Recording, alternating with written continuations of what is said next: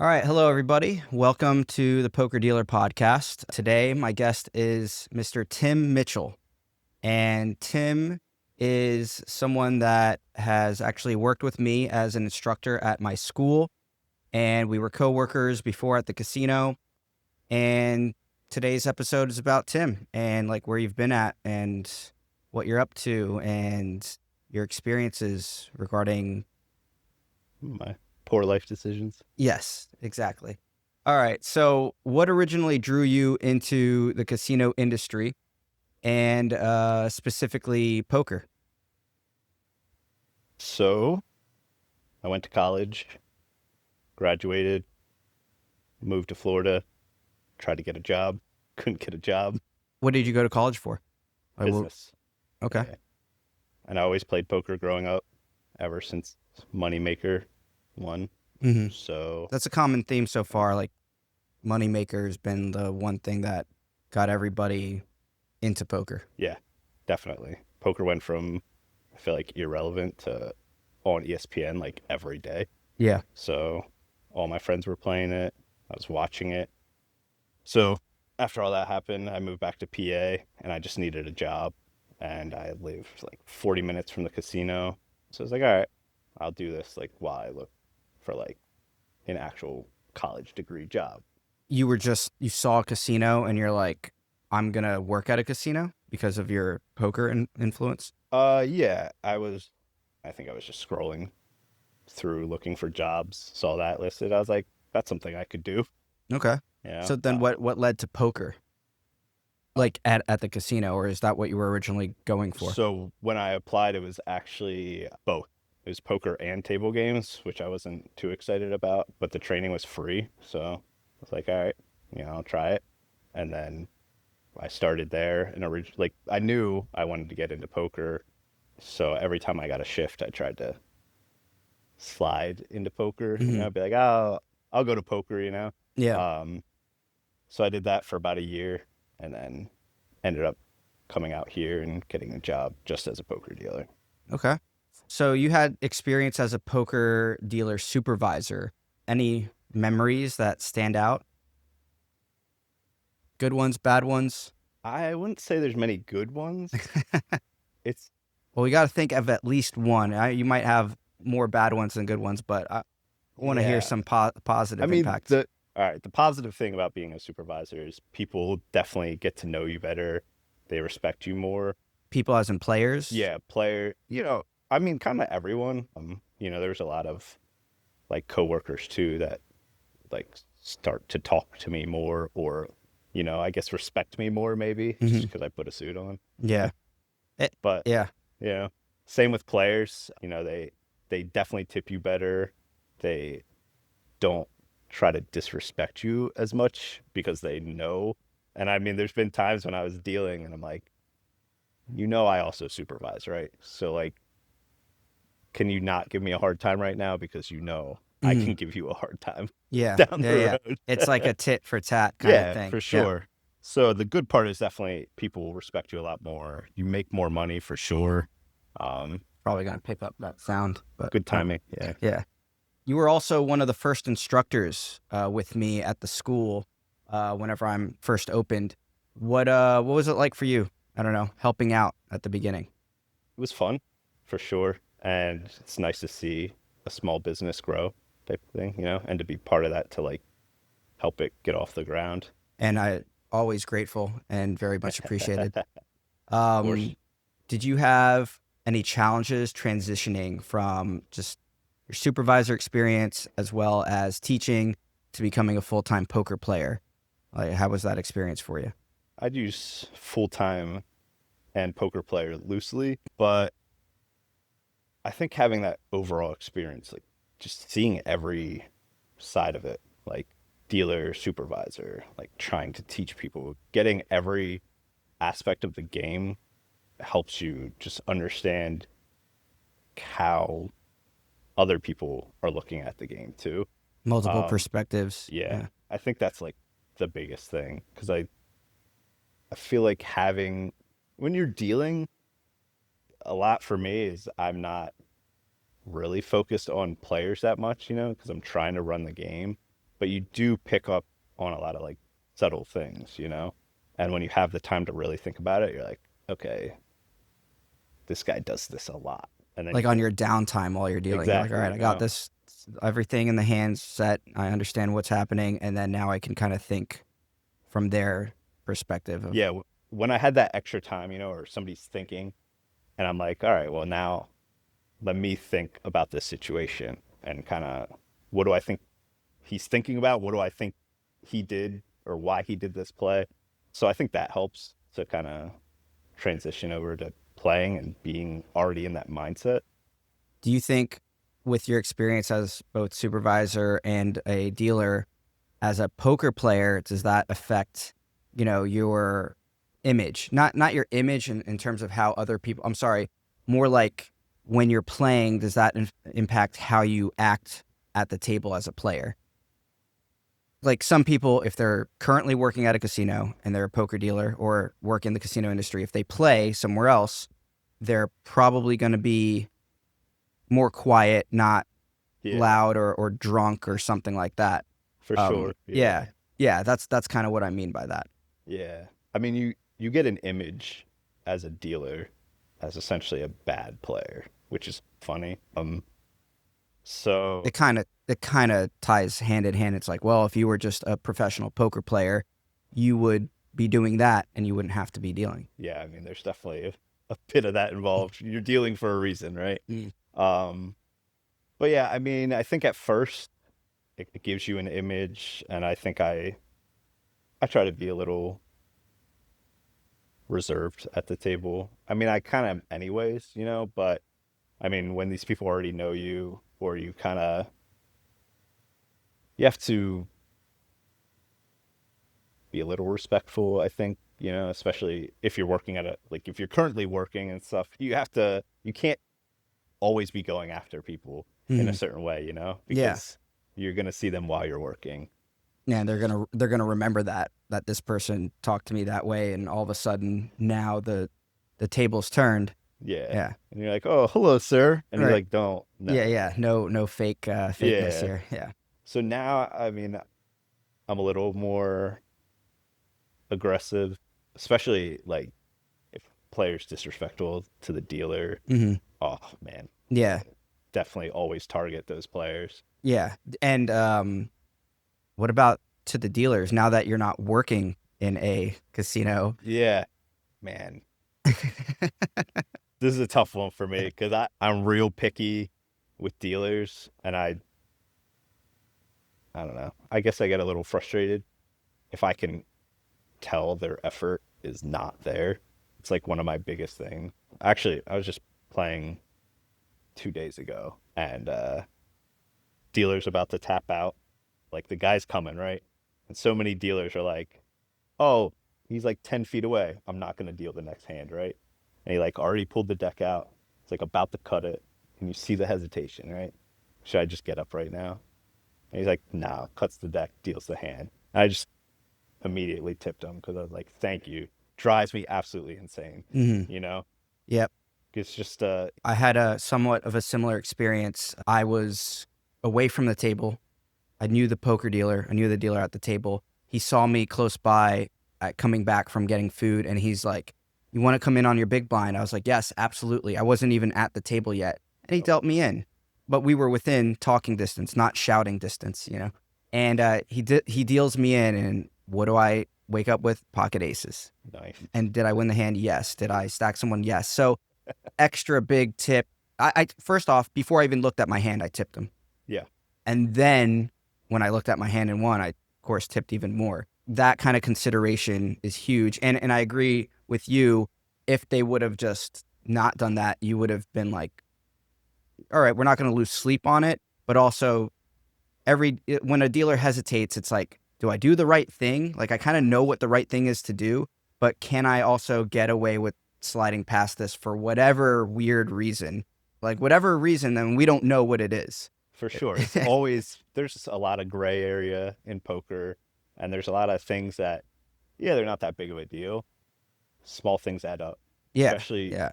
Little things can add up over time. If you do that every single time, then that's just a really bad habit. yeah. And if I keep seeing it, then it puts a bad taste in my mouth with that Yeah. dealer. Yep.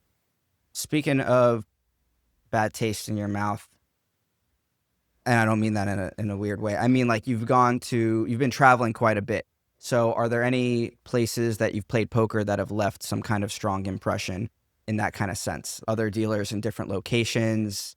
That's what I meant by that. I've been pleasantly surprised, I would say.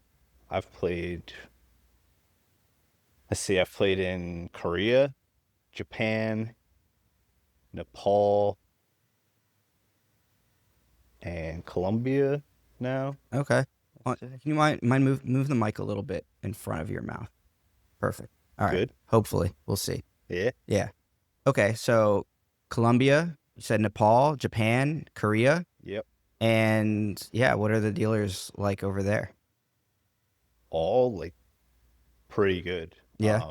Do they, Even some of the games weren't even, I don't know, official maybe, yeah, and still and still good? like Like, were very there good. any different things that they do? Like, I know you hear sometimes in Europe, you hear dealers are doing like a scissor pitch or something. Are there any other Yeah.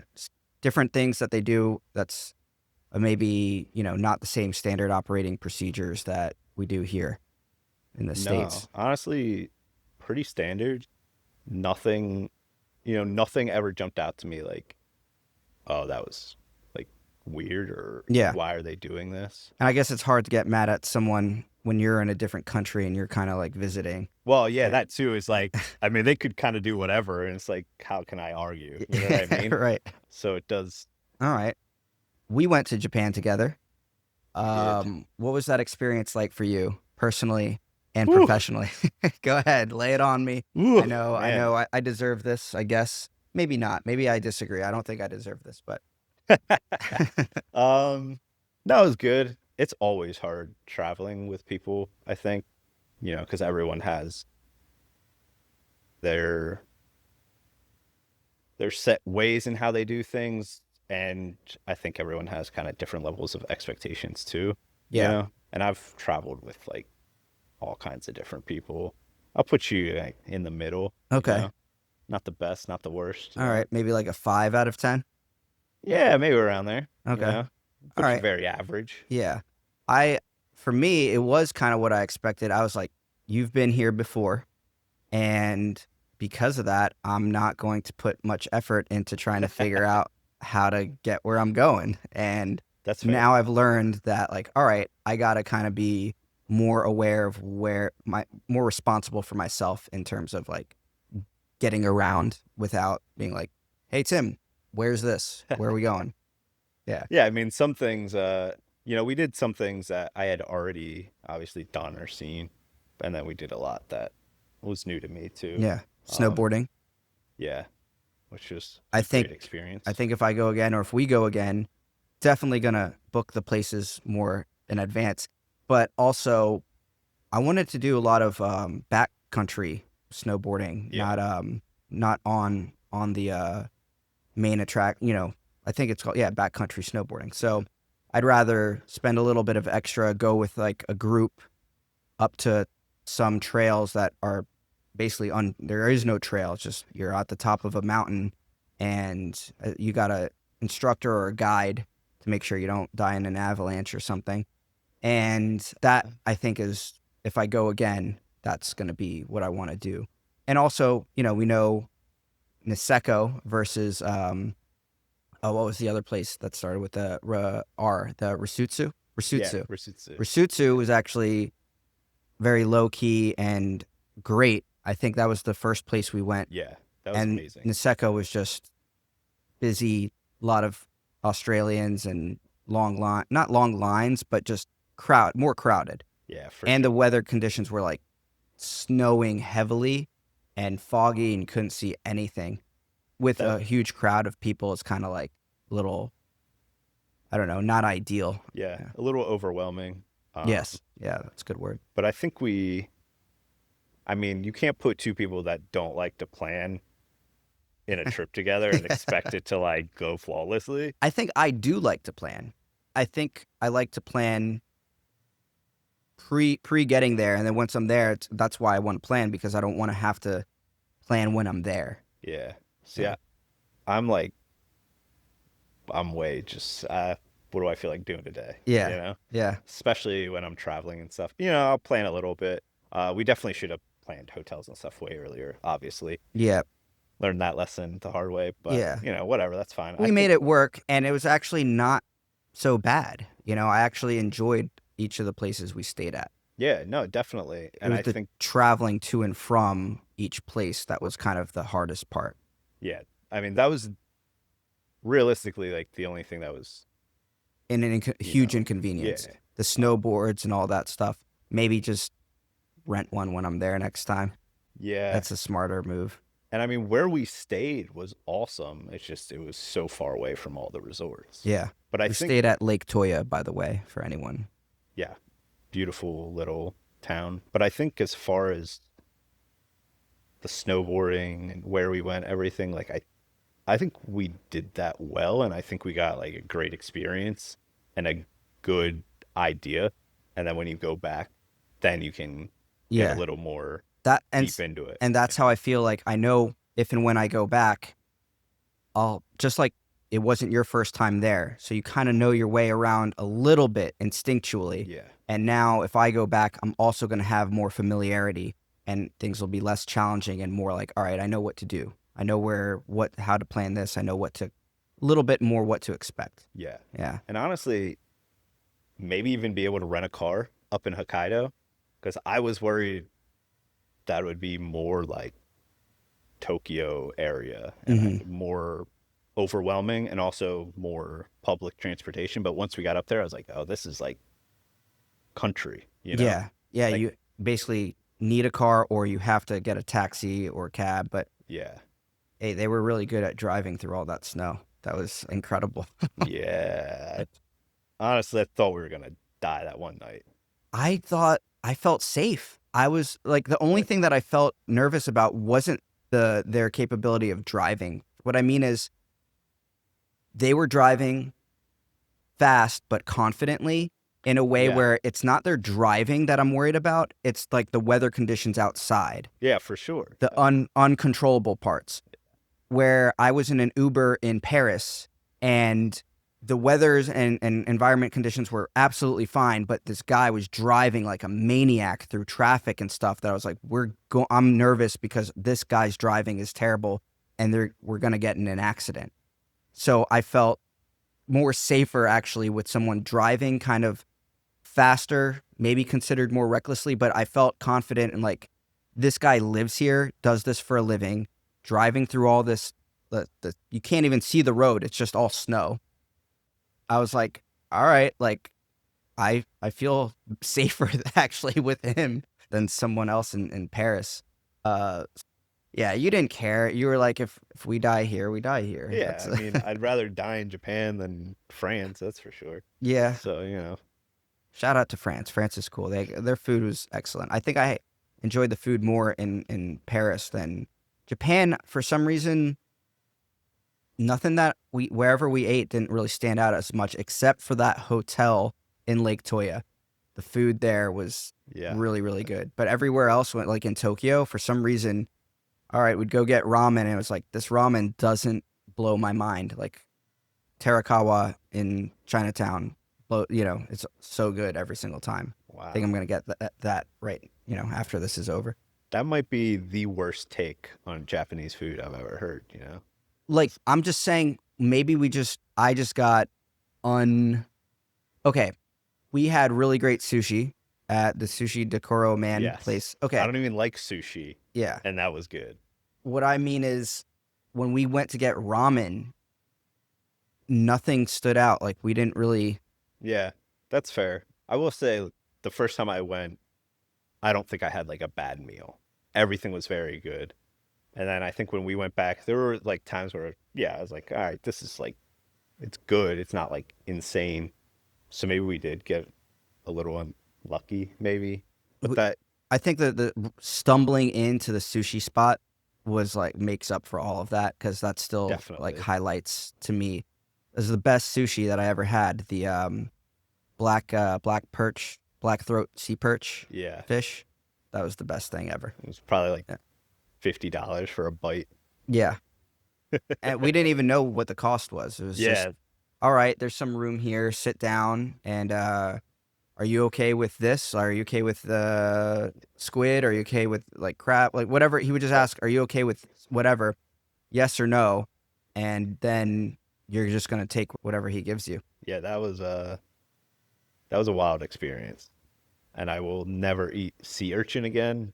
But you know, We ate sea urchin? I don't yeah, remember. it was the orange, nasty, tongue-looking things. Did you take a picture? I don't think so. Yeah, I only took a picture of like the really good stuff that I tried and you Yeah, gave me a second one of. no, Anyway, never again. But okay. Coming back towards like the poker world, how do you think or how does traveling influence your mindset as a poker player? Do you feel like it gives you an edge in any kind of way? maybe just because you see different, you get out, you see different games, different experiences of people, maybe. But I don't know. No, I'm not sure it makes like a huge difference. you're not like, Um, I'm better than all of you because I've been to all these places and so I'm going to outplay you now. No? not at all. Okay. Well, I don't know. I'm just Yeah. that's why I'm asking. I don't know.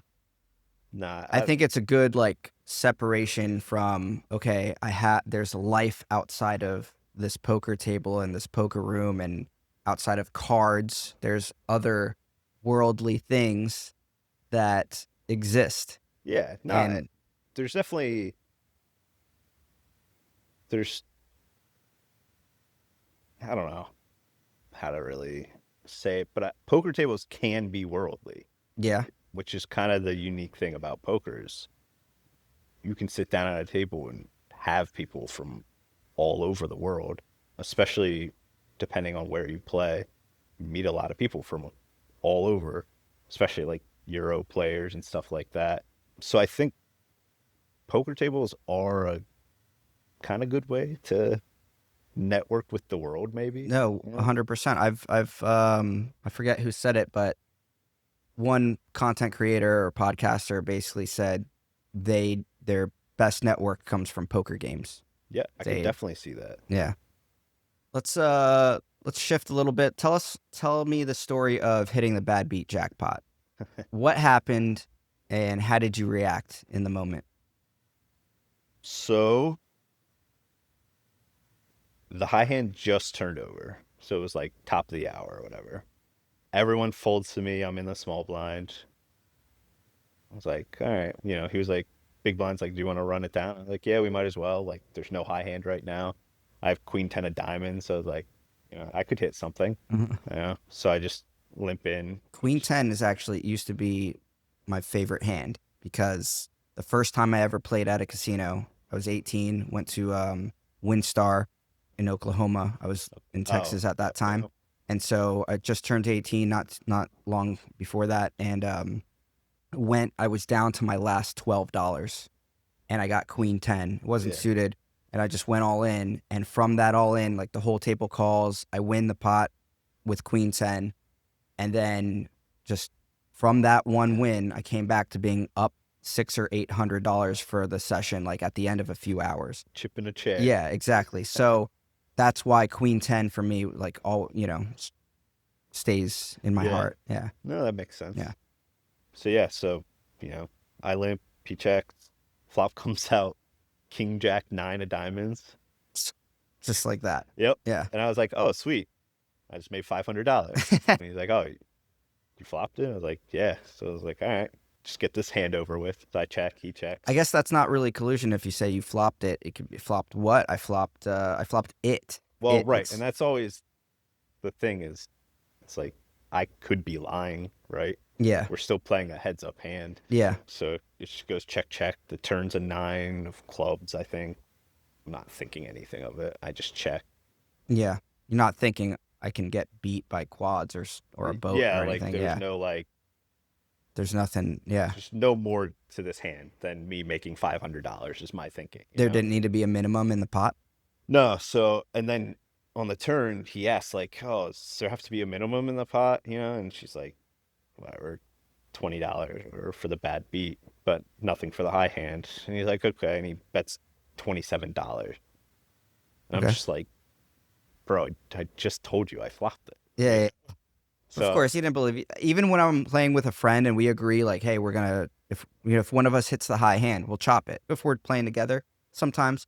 And there has been an occasion where, my friend hit it and he says, "Frank, I got there," and I'm like, "I don't believe you," and I throw in like $5 or $10 right, just to give them a little bit extra. You know what I mean? Like, yeah, so that's how I would look at it. But that's great too because now it changes the dynamic where like you actually have it and he's betting into you. yeah. And honestly, I was just so baffled by the bet that I was like, okay, and I just threw $27 in, and I was like, I hope you have quad nines, like Yeah. not being serious at all. And he was like, yeah, I do, and I was like, yo, okay, whatever.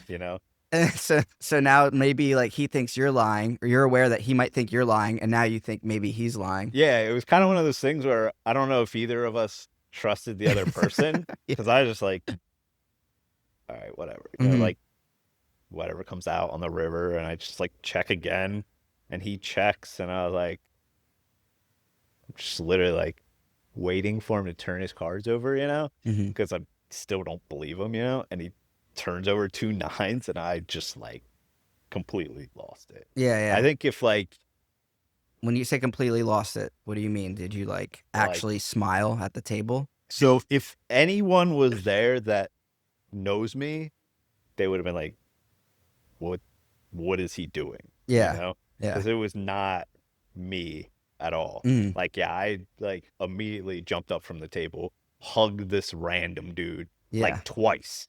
Like, got up, hugged him, had a little second, hugged him again, like just we were going crazy, and it's just not, you got to do a lot to get that out of me, you Yeah. know? Yeah. Yeah. Yeah. Um, so yeah, it was a crazy experience. I would Nice. love to have the surveillance video of Yeah, that. of that, just for memories keep. Yeah. Yeah.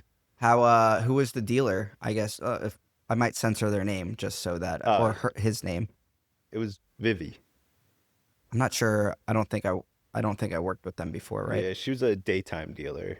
So yeah, you may not have seen her. I don't know how long she's been working there either, but All good. like I had a good relationship with her too. So it was like also nice to have a dealer that you really like in the box when you hit it, you Yeah, know? absolutely. Um, so I was But happy. even if it's someone you don't like, they've redeemed themselves to an extent, or Yeah, I would I say guess you gotta give them that pass at that point. yeah, Money kind of solves that. Any, money helps. It yeah, depends like who you are still, you yeah, know. yeah. There's a couple. You could still say, hey, I still hate your guts, but thank you very much. Yeah, yeah. And that's honestly Respectfully, probably yeah, yeah, that's probably what I respectfully, I would still don't say. like you. Yeah. Honestly. Yeah. But yeah, so it was like awesome. I was happy for her, she's happy for me type of thing. Yeah, So it's like really like a win-win. awesome, awesome. Did so a lot of people dream about hitting the bad beat jackpot. Did it change anything for you, or was it just another day donking away at the tables? Ah, man. That's kind of it's like a tough one. I'm still, I guess, it's still fairly recent enough. I feel like it might have changed my mindset a little bit of like maybe nothing is going to feel that good poker wise, you Hmm. know, unless, Like you've reached the pinnacle. Like this is the greatest win, essentially. yeah, like I'm never going to go play a 1-3 game and win $40,000. Yeah, I didn't ask how much it was, but Yeah. yeah, was that around what it was? Yeah. It Okay, was like 39 and change. okay. I mean, hey, that's still Which, awesome. yeah, it's Yeah, amazing. yeah, You'd love to yeah, honestly go do anything for a couple hours and just be like, here's yeah. 40K. So I think it gives you a little bit of that like nothing's going to be as good as that, aside from like banking like a huge tournament, I guess, you Hmm. know. Yeah.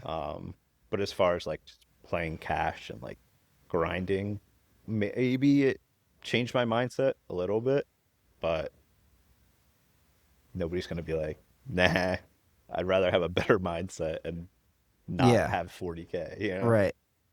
Do you have a general strategy then or philosophy when it comes to your, long-term success as a full-time poker player? And I know we said full-time's kind of loosely, but do you think I feel like having that kind of win almost is like a universal sign, like, hey, you were at the right place at the right time.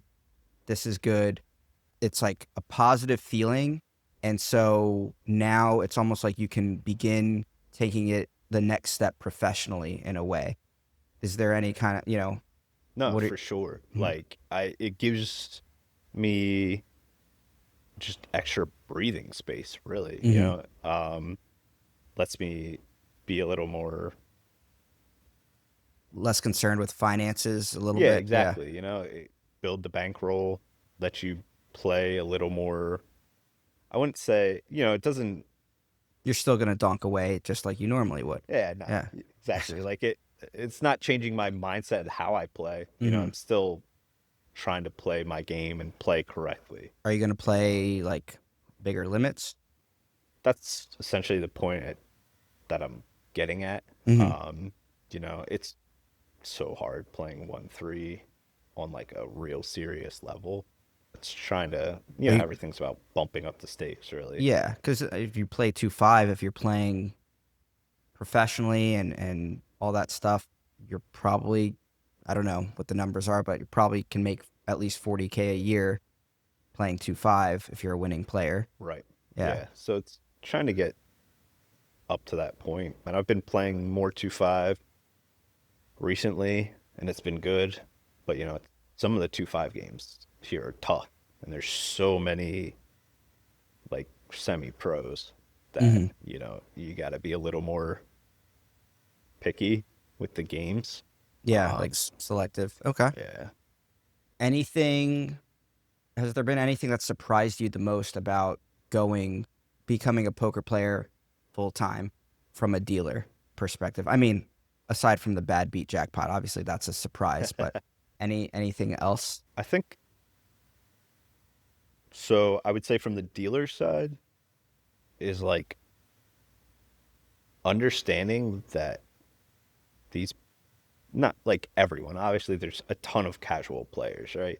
But there are a lot of people that do this for a living, and understanding that they have to tip according to that. Like Hmm. they're essentially coming in and going to work just as you are. So they can't realistically over tip you in this like insane way that maybe a casual player will do. And I think I still tip pretty well, but you have to understand like how much money you're tipping. And some players do keep track, and the numbers are insane when you think about it, Yeah, they add like, up. yeah, I've always been aware of that in terms of, because I've thought about it from that perspective. If they're taking up a seat every day or 5 days a week, and you're a dealer and you see them all the time, and they're giving you $1 for per hand that they win, regardless of the size of the pot. right, Maybe occasionally it's a really big pot and they give a little bit more, but that's on a much lower occasion. And I realize that those dollars add up to, if you only won like 30,000 hands that year, if you tip $1 for each one of those hands, that's $30,000 yeah, exactly, versus if you tip $2 or $3 sparingly, it's going to be double or triple that, which at over time their bottom line is greatly affected. So I'm very aware of that. And so that's why I'm always grateful, because even the person that just only, or the player that tips just $1, I'm getting that dollar every single time that I'm there that day. Every time they're at the table, they're very consistent. And in that sense, they are generous. And then, of course, if someone doesn't tip it, that doesn't affect my mood either, right? Could it affect my bottom line if it were consistent? But it's not. So I don't let it affect my mood, nor does it really affect my bottom line either as a dealer. I think more dealers then should be kind of aware, like what you're saying, that some players are there coming into work just like the dealers are. Yeah, exactly. There's this mindset like, oh, he won this big pot, he didn't tip me. You know, it's like you think about how much money you're making as a dealer, multiply that by the number of dealers that are in there and like add that number. That's how much money is coming out of someone else's pocket and into yours, you know? And not just that's just for one shift, right? Yeah. Or one day, one 24-hour period. Yeah. All that is coming out of the poker money pool. Yeah. Yeah. It's a big number. And for every bad tipper, there's going to be a good tipper too who's going to overtip you. So, like, you know, you're not upset when the dude tips you $10, you know, like, no, he tipped me too much, you know? You're never going to Right. complain about that. Yeah. So, like, yeah, there's always balance, you know, and it's going to average out, and it definitely averages out in the favor of dealers for sure. Yeah. If someone's listening to this podcast right now and they're thinking about getting into the casino world, whether as a dealer or a player, what would be, one piece of advice that you'd give them? I guess just do it. Just do it. Just jump. Just do whatever you want to play. If you Yeah, I want to mean, deal. put the effort into actually doing it. I mean, I think both sides have really good benefits to them. And for me, the most attractive thing to being a dealer and or being a player is like the flexibility. You don't have that 9 to 5 commitment as much. You know, you can definitely set your schedule up to how you want it to be for Yeah. the most part. Right. I like that. Yeah. As someone who's taught and played professionally, what is the one most important thing for a student to learn before getting into the industry? Honestly, I think it's attitude and mindset. Okay, so You like know? professionalism and just Yeah. Anyone can learn to deal cards, but it's the difference between like a good dealer and a bad dealer to me is how serious you take it and like how much you understand what you're doing. Because I mean, you're sitting at a table with thousands of dollars of other people's money that is at risk, essentially, Mhm. you know? And the things you do, the way you act affect that money. So I do think you should be taking it fairly serious when you need to take it serious. And it's understanding the difference, you know? You can sit down at a table and everyone's goofing around, you know, like it's a fun table. People are playing just for fun. And you can adjust to that, you know? And then Yeah, you can go to the next table and it can be like reading the room, just, basically. yeah, Read the exactly, table. you know?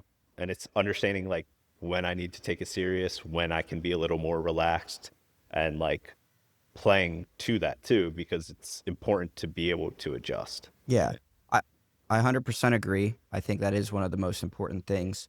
I especially, whenever a new dealer comes in to a table, speaking from a player's perspective, it's sometimes it should be like a seamless transition where, oh, I didn't even see the other dealer leave. Right. And okay, there's a new dealer here and things are continuing as normal.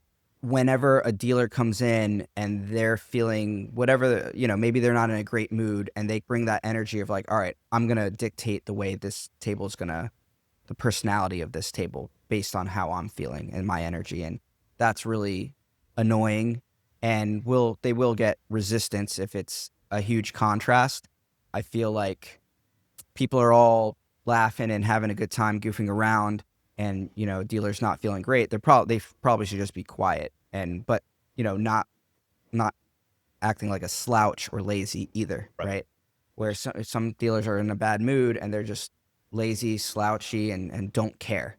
And it's like we don't need that kind of energy as a player. And it's just overall for the game. And then that's what's going to affect their tips too. And then the opposite of maybe a table's being more quiet, more serious, less goofing off, and a dealer comes in with like this high energy and like wants to make jokes and the table's like, hey, Trey. Oh, what?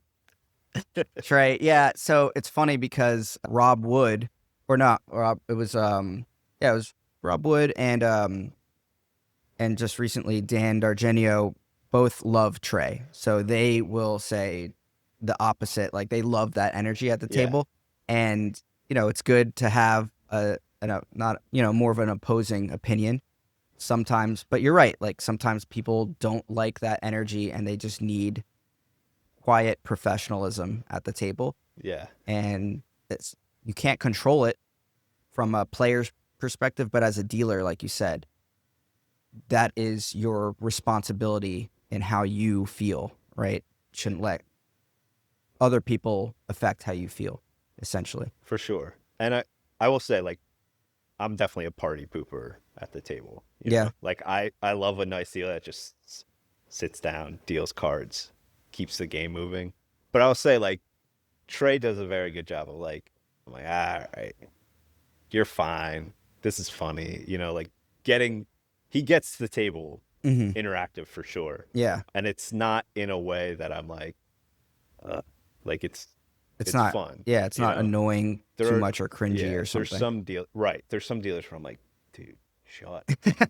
Like you're trying too hard, Like Trey that's just how he is.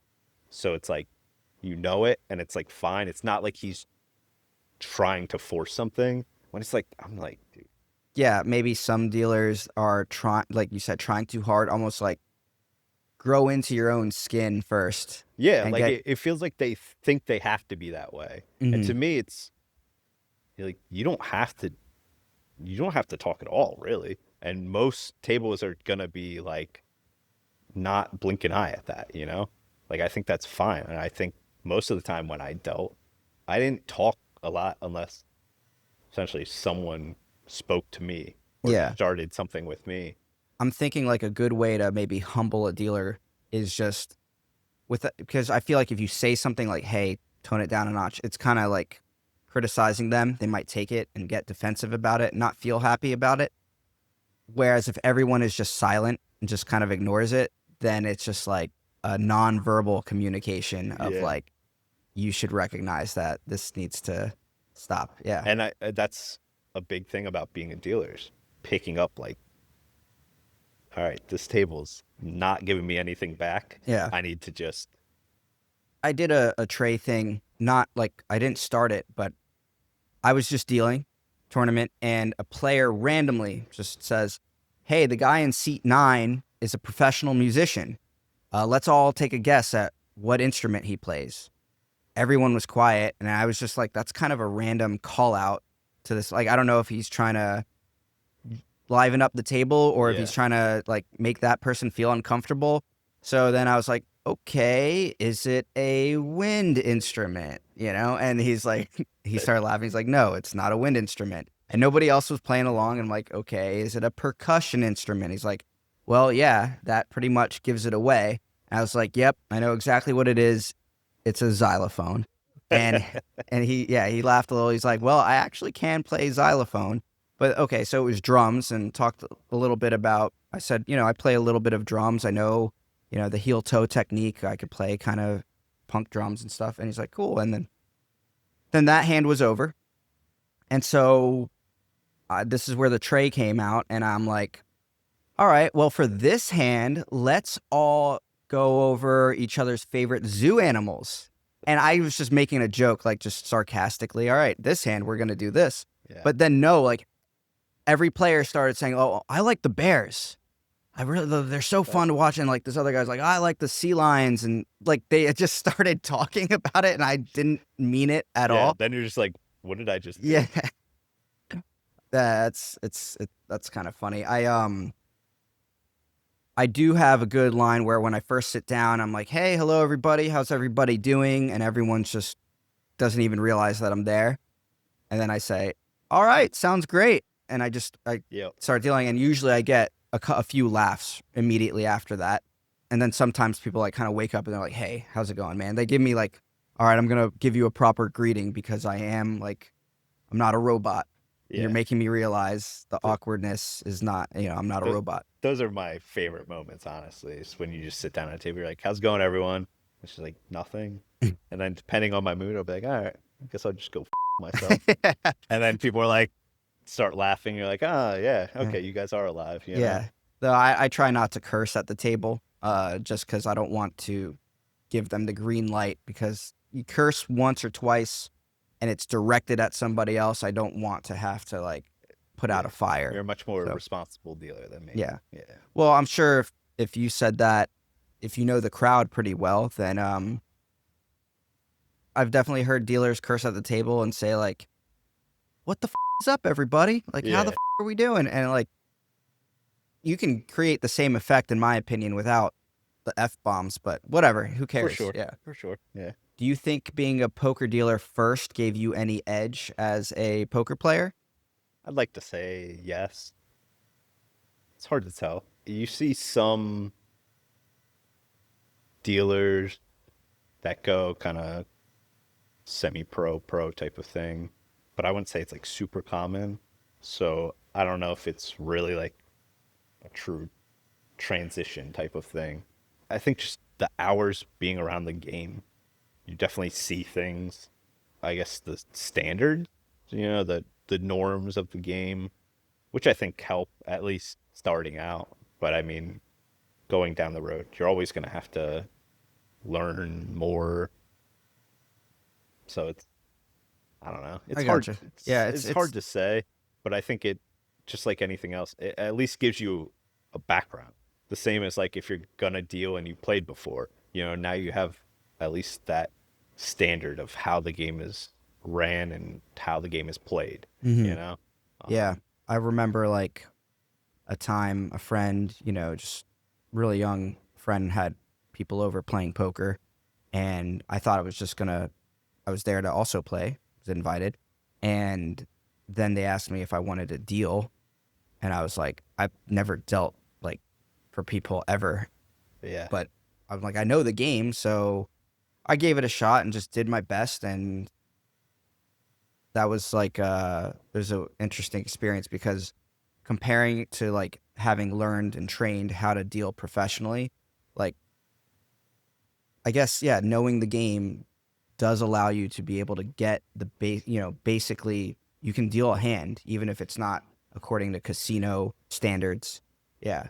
So where like a game where like people are like, they'll put out the 3 cards for the flop and then the turn and then the river and then Right. set the deck down, like, all right, and then we'll flip it over, like, Exactly. Some things are different, but at least generally you get that idea. When I did my training, my like instructor was pretty much like, okay, I can ignore you for most of the poker part. Like you know what you're doing. So like in the beginning with all the basic, it's just like, all right, you know it, that's fine. Now it's just getting those like fine details yeah, of like tweaking the weird. mechanics and Yeah, things. Yeah. exactly. All right, let's take a quick break, a little commercial break, as they say, and we'll be right back. The Poker Dealer podcast is brought to you by the Poker Dealer School of Philadelphia.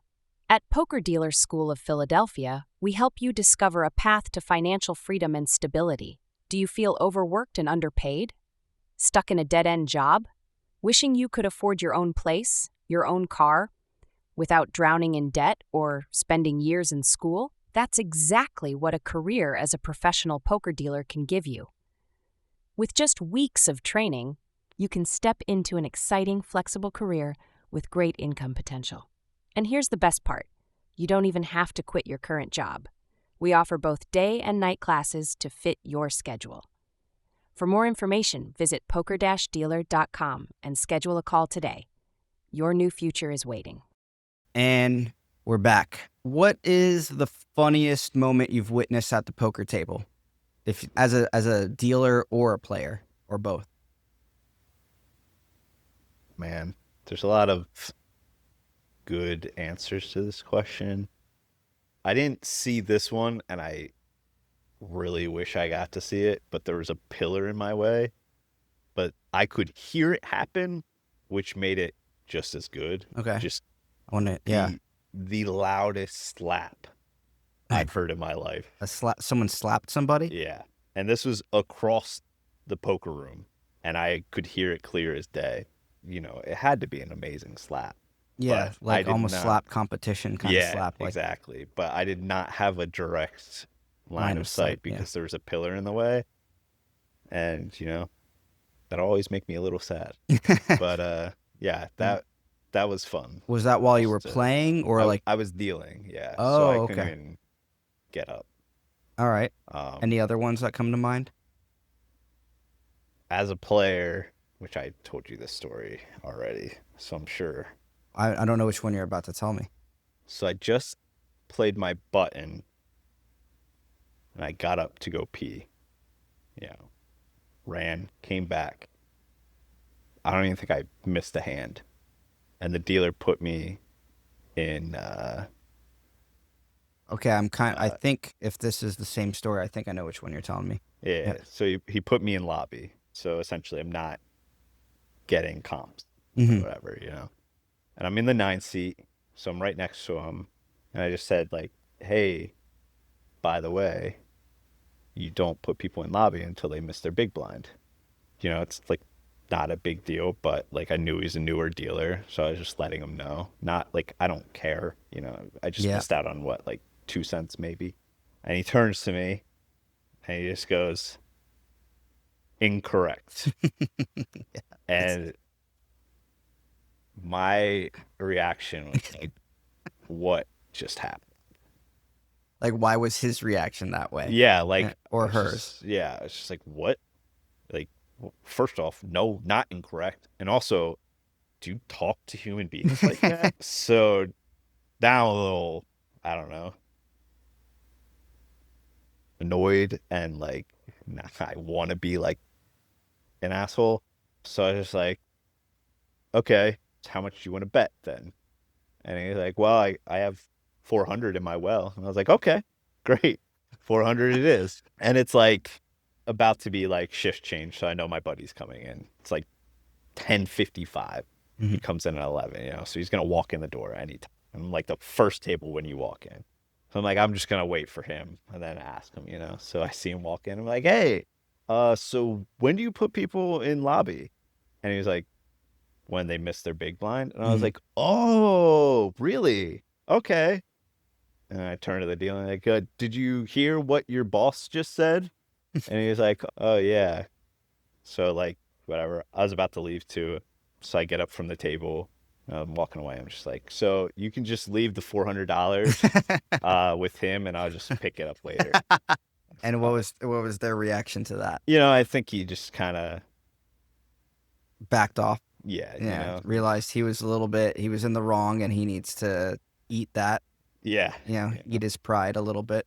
yeah. Yeah. And, yeah, I don't try to correct dealers or anything, you know. I try to help them if it's like, especially when it's something weird like that, you know, because they probably just don't know, you know, because like, you know, nobody's really teaching you how to use the system. Also, someone who didn't know better probably might have said that to them. Maybe another dealer. Maybe it wasn't another supervisor. Another dealer might have been like, "Oh, I put them in lobby as soon as they get up." Yeah, Right? Like some dealer with that kind of attitude. yeah, And then exactly. he or they overhear that and they're like, "Yeah, that's what I'm going to do now." Right. And then they think that's the right thing or the normal procedure to do. Yeah, exactly. Um have you ever put a player on tilt so hard that it was iconic, like as a dealer or a player? Wow. I've had moments. I was playing in Texas once, and this guy was just so rude for no reason to players. Like, and I got into a spot where like I knew he was bluffing me, but the river card that came out made it like impossible for me to realistically make this call, you know? I'm Okay. like sitting there, like, God, I know he's bluffing, but like I can't make this call. So I end up folding and he like turns over a bluff and just like, well, it took you so, you know, like just being a Started trying to needle you. Yeah. yeah. So then I was like, okay, I'm not gonna leave this table until I have all his money. You know, like I don't care if it's like 3 days straight, you know. Yeah. As long as he's Your here, I'm gonna be here. your priorities have changed. Yeah. Yeah, because I'm definitely like I'm a spiteful player for sure. So then I just like had a couple of hands where I've been like smaller pots, and then I got into this big hand with him, and I end up, I think I like turned the boat, and we ended up getting all in for like probably like a 3K pot. Like, it's pretty big because this is a 1-2 game, you Yeah. know. But it's Texas, so like the stacks are usually bigger down there. And you know, I always make sure when it's a player like that that I hate, that I make sure they go all in, so they have to show first. Yep. Yeah, I completely You know, you're already strategizing that ahead of time. Like you're thinking, imagining the look on their face at the yeah, end of the hand before the yep, hand's even completed. exactly. So like, I will never go all in against a player like that. I will go like 99% of my stack, and then make them shove, and then you know, and then I'm like, Yeah. okay, I call you, yes. So he turns over. It was like it was a dirty hand too. Like, usually it doesn't even have a good hand, but it's like he had ace king, and it was like ace something flop. The turn was a 9. I had ace 9. You know, so I'm like, he turns over his cards. I'm like, oh man, that was a really good hand. You slow rolled them. Yeah, and I was just like, and I didn't even like say anything, and I was just like turned over my ace 9, and then the dealer just like looked at me like, and then he's like, you have a boat. Like, yeah, I know. And then he just pushes me like a huge pot. And this is my favorite thing to do when I hate the player, is I love to just like make the most obnoxious, like racking in, like, you know, just like making a shit ton of noise and just like making it obnoxious when I scoop in the pot, Yeah. just so he knows like I now have your chips, you know? Yep. And he just like got up from the table and just like, no words, nothing. And I was just like, have a nice day. Right. Yeah, those are the moments I live for, honestly. Yeah. I love to really. I have to agree with you. Usually that vengeance of somebody who just rude or just not being a good person for almost no reason, no justification that we're aware of, being able to serve them that dish of like just stacking them or Definitely. their own medicine back to them is like a really good way for like maybe humble that player. Yeah, Yeah. I definitely live for that. Which is a terrible habit for somebody who's trying to play professionally. But like, man, when players disrespect dealers like for no reason, I definitely try to get them. Like, I did it the other day because this guy was just absolutely like no reason giving the dealer attitude. She was literally like, "Did you check?" And he was like, "No." Getting like, and like giving her attitude back. I didn't check yet, and she's like, "That's a simple question you ask as a dealer, you know." Yeah. Like Um, I'm asking you because I'm trying to help. yeah. I don't want to skip your turn. So then I called him down the whole way. Like I was pretty sure I was like behind, because it's like a 4-way hand, and I was like pretty sure I was behind at least somebody, you know. But I was like, I don't care. I'm gonna call and just try to get this guy. Mhm. And it turns out he's just like straight bluffing. And I was like, oh, this is fantastic. So then I was just like, yeah, just give me all his money.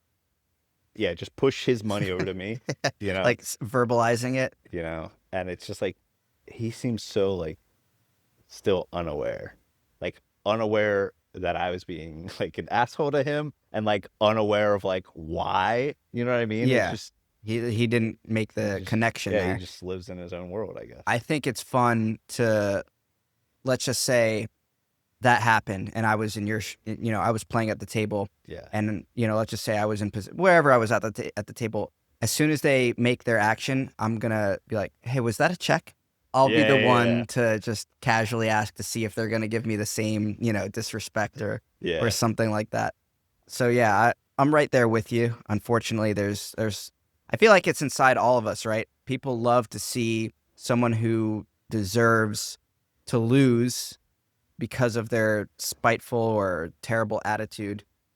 I think we all want to like get that person, you Yeah. know.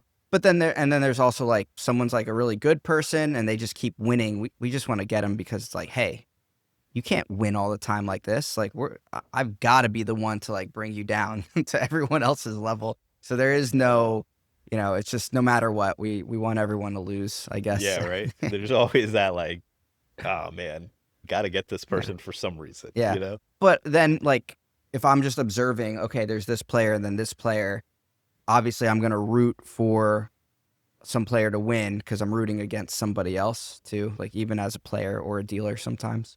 Oh yeah, I Mhm. definitely have that mindset still as a player where I'm like, God, like I have no like, but like if they're a bad tipper or something, I'm still rooting against them. You know, I'm like, God, I hope he doesn't win a hand. Yep. Those type of yeah. If you then could create your own ideal poker room vibe, what would it look like? What, who's allowed in, who or what is banned forever? Wow, dark lighting definitely has got to be part of it. Oh, you like it darker. Yeah, I like it dark, like no music, Okay. no talking. You know, it'd be like a complete silent room. Something You know, it's almost intimidating sounding. Like you yeah, go in and like everyone notices you as soon as you walk in. yeah. You know, like you hear the door open, and you're like, Everyone looks like, yeah. what are you doing here? Exactly. It's like the only sound you should hear is like chips moving around. That's like my ideal game. Okay, Like I, so it almost reminds me of like a scene in a movie where like someone walks into a bar and everybody like looks to see like who's this person that we don't know? What are you doing in here? yeah, Like you're doing the same thing you're all doing, but and everyone's quiet. exactly. Bartender's just there like drying a glass. Just Also staring at you. yeah. You know, it's like that's what I want. I want you to walk in and be like, wow, this feels awkward. So that's your vibe. All right. Yeah. Now, what is there any like parts of the game or actions or something that's like this kind of person isn't allowed, this type of action isn't allowed? Oh yeah. The limp raise. Like Pre-flop yeah, like limp raise. the under the gun limp and then like shove stupid. Actually, that for sure drives me nuts, you know? But it's like, okay, I just fold. But buying in short and then just like your only action is like all in. Or fold. I Yeah. hate that. It just ruins so many games. So that would definitely be banned. I would definitely no short buys. I think Rob Wood said something similar. I think he said, if I remember, he's like, if there's one thing, it'd be like bigger buy-ins Yeah. and not no short buy-ins. Yeah. It drives me nuts. And that was in Texas, they let you short buy. What's a short buy? You know, so like, you know, the buy-ins here will be like 100 to 500, right? Whatever. Okay. You have to buy in 100. But then they had short buys where you get like a token that says short buy and then you can buy in for like $60. I don't understand the rationale to that. Mhm. I assume it's like, okay, we give you like a one time, but they would let people do it multiple times too. But I'm just like, why? I don't want this guy at my table buying in for $60 and just like hoping to shove and double up and Yeah. do it again. Yeah, I don't know if that would bother me so much. I feel like from playing online poker a little bit, when people would buy in short, I'd be playing heads up usually when I played online, and I would just try to little by little break their stack down until the point where they're all in is like Yeah. effectively not significant. Or just like if they're let's say it's a $60 buy-in and 1-2. I mean, I'm just all right, whatever, $60. I'm gonna go in with this and I'm gonna try to get them off the table. Or if they have a bigger stack, then it's like, all right, now they have a little bit of a bigger stack and I can play regularly For sure. against them. I mean, heads up, it would be fine. 'Cause whatever, I'll just take your $60. Sure, no problem with that. It's just how it affects the hands with other people, you know? Yeah, to me, it's like, all right, their $60 is like irrelevant, but it's now when I try to make like a raise and then they shove their short buy, then it affects how everyone else at the table is playing and how they play that hand, you know? So I get makes it. you, It makes puts you in weird spots that you shouldn't have to be in, really. I get it. I get what you're saying now, because them shoving all in, other players are now considering to maybe cold call with like a mediocre ranged hand, which essentially if changed the regular play of what would have happened, maybe you would Yeah. have been in the pot or 3 or 4 bet or something, Yeah, but now you can't. exactly. Yeah. So it drives me insane. I'll definitely call those people like if it comes up to like a heads up type of situation, I'll call them light all the time just just to try to get them off the table or to double them up. You Like know? whittle them down, or if they have a regular stack. Okay. Yeah. Yeah. All right. Gonna kind of wrap this up pretty quickly now. We're gonna do a bit of a rapid fire round. Straddle or no straddle? Only on the button. Okay. So if there's no button straddle, no straddle. No. Okay. Favorite room to play in or area that you've played in, or favorite game in general, and why? Oh, man. Probably Nepal, because I won a lot of money. And it was like, I didn't even know how much money I won. What's the currency there? It was Indian rupees, actually, because Okay. Nepalese people aren't allowed to play in Nepal, which is kind of funny. So it was just me and a bunch of Chinese people playing for Indian rupees. It was The best, your favorite game? just a weird dynamic for sure, but lots of fun. Gotcha. All right. Is there a favorite place that falls in this, the box of places you play more frequently? Rounders, which is now the Lodge in San Antonio. Okay. So in Texas. Yeah, the games Okay. were just always good. Yeah. Cool. All right. Your favorite hand? I don't know if I really buy into that too much. Maybe like 6-3 suited, but it's definitely not like I have to play this hand. It's my favorite. Okay. Yeah.